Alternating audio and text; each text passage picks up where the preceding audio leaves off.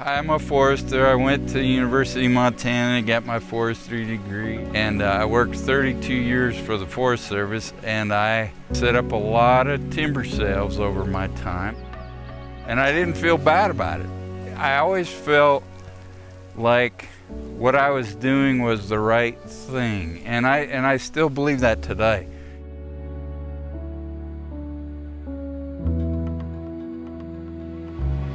I retired in 2017.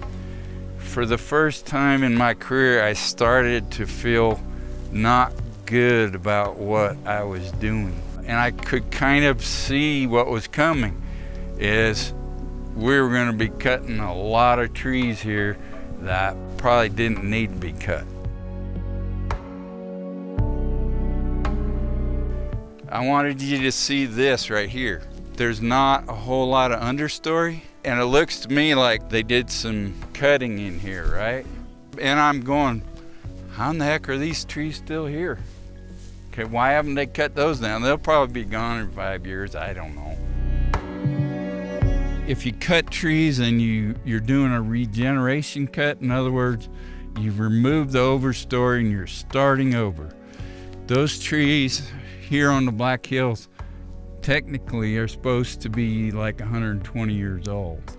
How old are these trees? I don't know. I have an increment bore. I could go find out. If you think that you can look at a tree and tell how old it is, I guarantee you can't, because the age doesn't necessarily have anything to do with the diameter.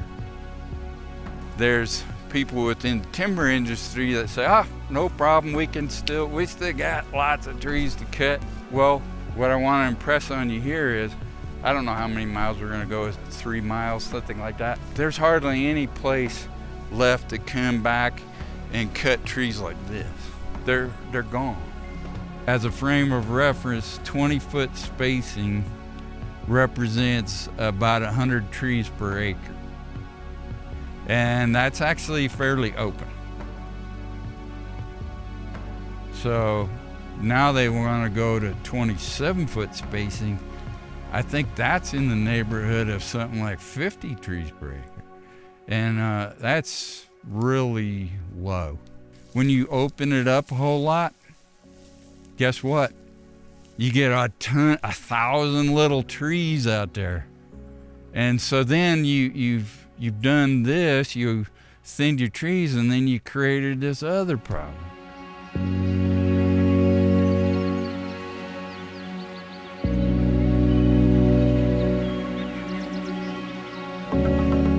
I would say that this was probably thinned to a 40 basal area. Yeah. You open it up like this, and what happened? You got a sea of baby trees.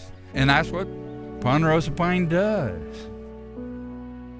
They did a whole bunch of what we call overstory removal, where what they do is they just come in and take all these trees down. But these trees are not old enough to do that. They shouldn't be doing that. But what happens is when you got the demand, you got to keep shoveling trees into the sawmill. Then a forester comes along and goes, yeah, I don't feel good about this, but we're gonna do that. And unfortunately, there's been too much of that. What's the ultimate consequence of what's happening? What's down the road for us in the Black Hills? So there is, yeah, it's a good question. There's a consequence to that, because if you the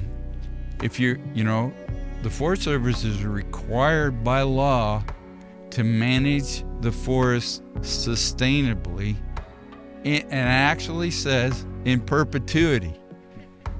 And so what happens is when you're cutting trees before their time, you're affecting that. It's short-term gain for long-term loss. What they should do here is come in and thin this understory, and they should leave these trees alone for a long time. But will they? I kind of think that they won't. Everybody wants an easy fix, right? There's no easy fix.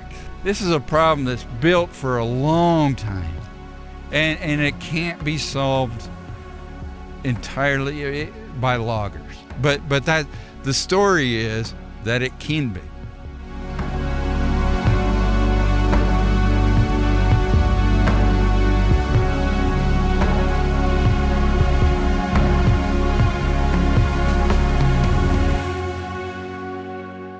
This is what happened here. You know, all the big trees are cut down and then the young trees are left. Yeah, you got to see what that dog hair looks like, you know, as we were driving that little tunnel that goes down through there. I mean, that's a bad situation. And are they going to come in here and thin these little trees out? I don't know. My hope is that they will. And it'll probably come down to if they have the money or not, you know? You don't know. But, I mean, let's say they don't. Well, what did they accomplish here with this? Well, I'll say that they did accomplish something. They got trees that went to the mill. I mean, now they got that. There's a timber sale contract which has a lot of provisions in there. And then there's also a timber sale administrator who works with the logger to make sure that they're following the provisions in that contract. And they're usually pretty good. Is there any stipulations that they had to actually thin this stuff? I don't know, because it would depend on what kind of contract it was. I mean, if they come in and actually thin those trees, you know, I mean, at least it's trying to make something out of it. But if they don't, I mean, this is not good.